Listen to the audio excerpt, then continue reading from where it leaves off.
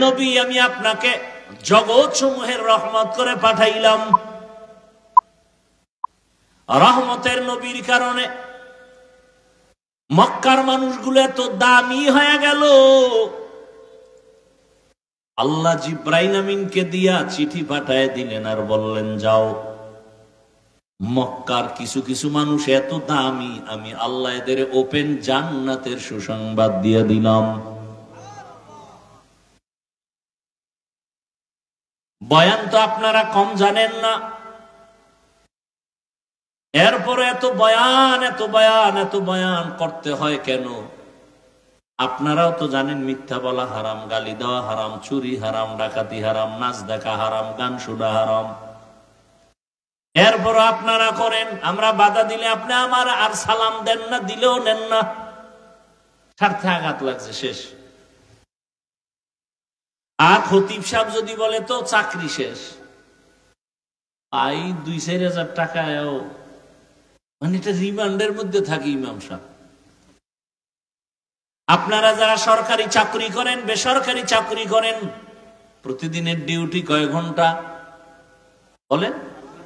8 ঘন্টা ডিউটি, বেতন কত মাসে নিম্নে বলেন? প্রতিদিন 8 ঘন্টা ডিউটি, মাসে 20,000 টাকা নেন। আবার টেবিলের নিচে তো আরো কত মুক্তা টুক্তা পান। মসজিদের ইমাম সাহেবের ডিউটি কয় ঘন্টা প্রতিদিন বলেন না কেন? বেতন কত? 6,000।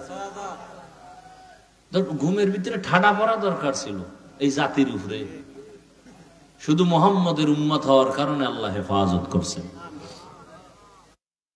রহমতের নবীর উম্মত হওয়ার কারণে আল্লাহ হেফাজত করেছেন। 24টা ঘন্টা ইমাম সাহেব ডিউটি করে, বেতন 5-6 হাজার, তাও ঠিক মতো দেয়া হয় না। আবার 2-1 ওয়াক্ত নামাজ যদি হুজুর না থাকে, রিক্সা ড্রাইভার দইরা জিগায়, হুজুর গেছিলেন কই? ইমাম কয়, কে তুমি?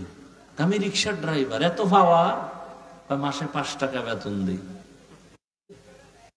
এরকম বেয়াদব আছে না নাই? জিন্দেগি মে বন্দেগি তু করনা হে,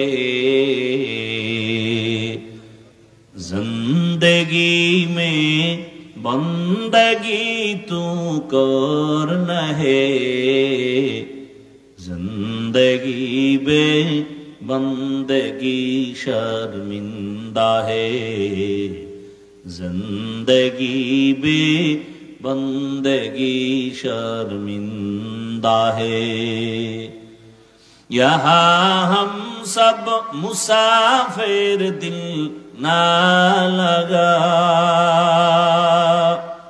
अहले दिल की नजर से रूह करतजा,